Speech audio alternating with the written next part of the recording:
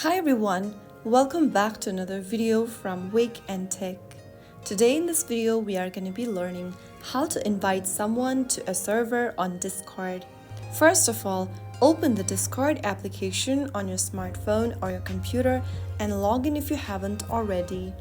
Once logged in, from the home page, select a server from the left hand side where you want to invite people to. Once you open it up, go ahead and tap on the plus icon with two human icons at the top right corner and then click on the share invite button. You can now go ahead and select your friends from your shortcuts or choose one of the messaging applications from where you want to invite friends to your server. You can send it via SMS, email, or any app you prefer. After selecting one of the contacts, an automated link will be displayed on the screen. Go ahead and send it to the contact so that you can invite them to your server. Remember to only invite people you trust to your server.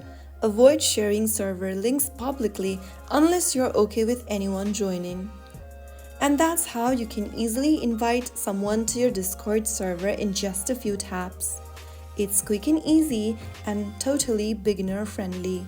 If this video was helpful to you, don't forget to like, subscribe to our channel and turn on the bell icon for more helpful tutorials like this.